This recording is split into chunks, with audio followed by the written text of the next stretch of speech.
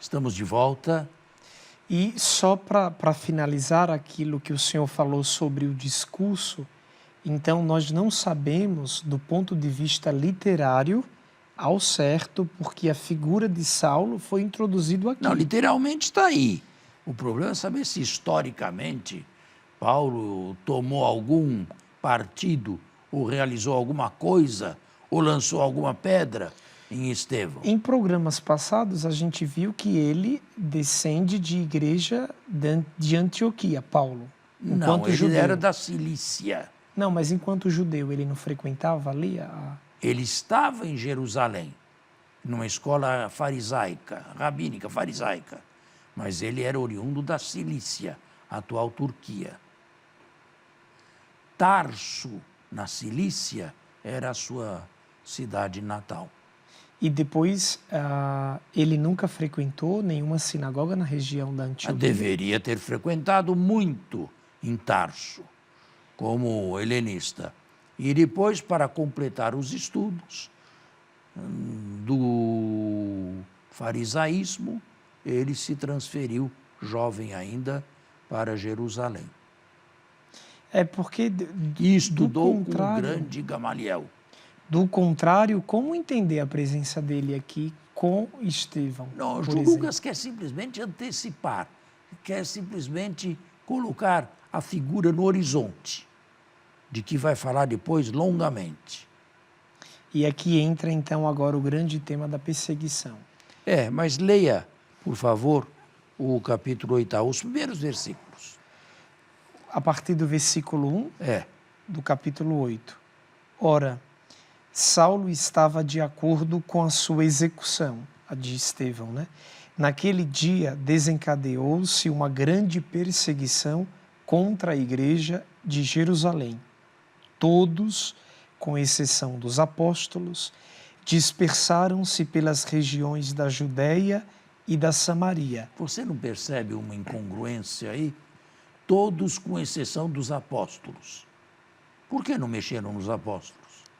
Quando se quer acabar um movimento, a primeira coisa é pegar a cabeça dos principais. Pegar os líderes, né? E por que não mexeram nos apóstolos? Por quê? Porque o problema não era propriamente o messianismo aceita a Messias. O judaísmo era polimorfo. E um grupo a mais lá dentro não faria mal nenhum. Todos aqui nos diz respeito aos helenistas, não eram antitemplários. Então, o problema aqui não é com os helenistas, não? O problema foi só com a ala helenista. Então, agora quiseram massacrá-los por isso. Se falam coisas que a eles soam blasfemas, não é? Mas aqui, então, quem desencadeou essa blasfema tamanha foi o Estevão. Bom, pelo discurso que acabamos de ver. Pelo que falava. O discurso foi criado. Por quanto tempo exerceu Estevão o ministério? Nós nunca saberemos.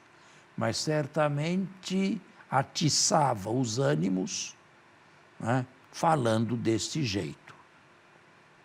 E a perseguição veio contra eles, contra essa ala, e foi uma perseguição providencial. Por quê? Porque Jesus não havia dado, no começo dos Atos até, uma orientação: sereis minhas testemunhas em Jerusalém, na Judéia, na Samaria e nos confins do mundo. Mas a igreja não saía de Jerusalém. Muito bonitinha, muito unida, segundo Lucas, muito fervorosa, mas se esqueceu da expansão. E a perseguição, nesse aspecto, foi providencial, porque se não quiseram sair por bem, saíram por mal. Pela dor. E saindo, levaram o anúncio do Evangelho para onde caminhavam. Pode continuar a leitura. No versículo 2, entretanto, alguns homens piedosos sepultavam Estevão, fazendo grandes lamentações por ele. Mas não diz que são os 12 homens piedosos, de que ala? Quanto a Saulo, devastava a igreja, entrando pelas casas, arrancava homens e mulheres e metia-os na prisão. Entretanto, os que haviam sido dispersos iam de lugar em lugar, anunciando a palavra da boa nova. Foi assim que Filipe, tendo descido a uma cidade da Samaria, a eles proclamava o Cristo. Está vendo? Agora a Samaria entra. Antes não entrava. As multidões atendiam unânimes ao que Filipe dizia, pois ouviam falar dos sinais que operava, ouviam-nos pessoalmente. Mas não servir à mesa. De muitos possessos, os espíritos impuros saíam, dando grandes gritos, e muitos paralíticos e coxos foram curados. E foi grande a alegria naquela cidade. Isto.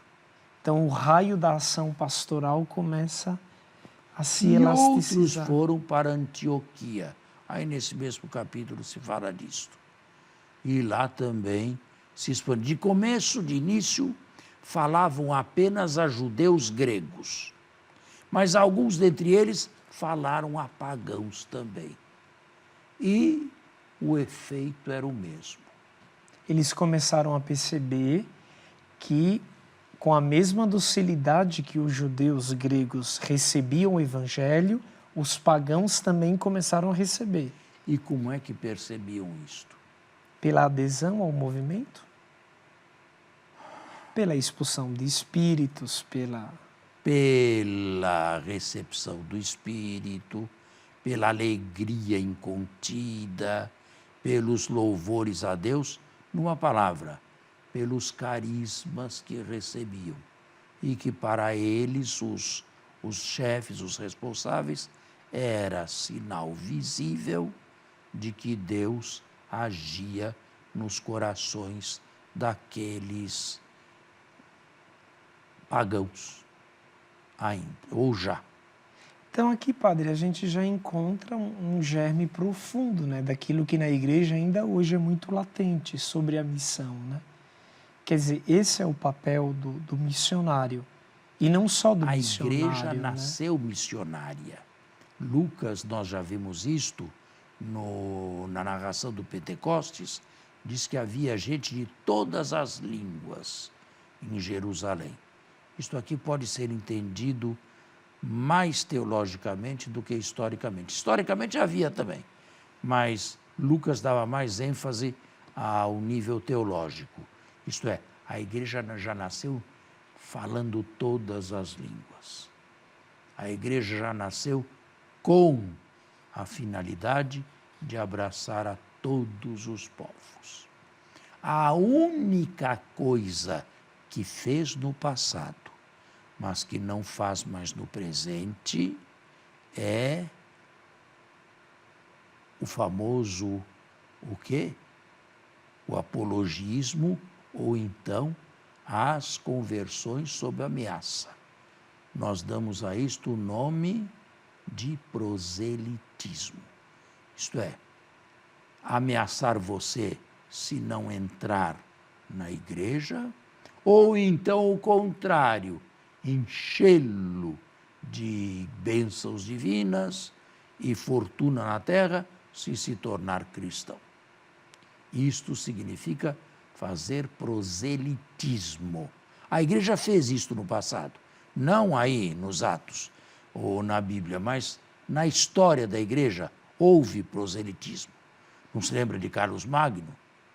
Ou se batizava ou cortavam-lhe a cabeça. Mas cada homem é fruto da sua época também. Pois é. Cada comunidade, hoje, graças cada a Deus, povo, a igreja né? não faz isso. E o Papa Bento XVI afirmou, e muito justamente, que a igreja deve crescer por atração. Isto é, pelo testemunho de nós sacerdotes e de vocês fiéis. É assim que nós devemos atrair para a igreja, mas nunca por aliciamento, nem por ameaça. O que faz é aceitas, né?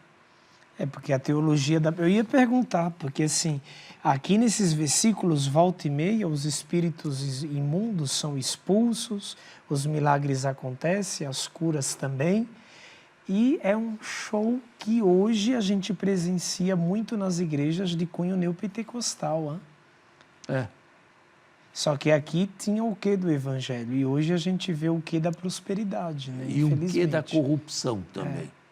Infelizmente. Infelizmente, para alguns, ou diversos, descobriram que a religião é um negócio rentável. Dá dinheiro. Dá dinheiro. Abre uma porta de garagem aí e você recebe dinheiro. E mais, é isento de imposto. Está vendo? Bom, isto para mostrar que agora, a partir do capítulo 6, as informações não são mais de Jerusalém.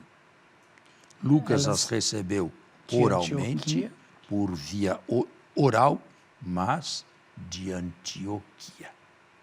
E que agora a ala helenista vai predominar, quer seja na bonança, quer seja na perseguição.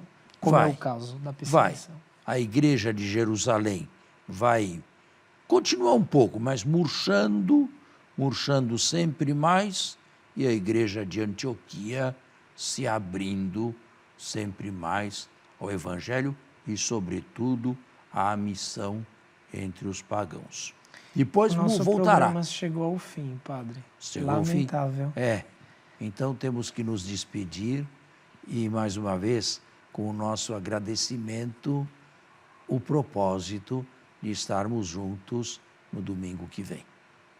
Assim é o nosso programa, Páginas Difíceis da Bíblia. Muito obrigado a você que todo domingo nos acompanha aqui pela Rede Vida.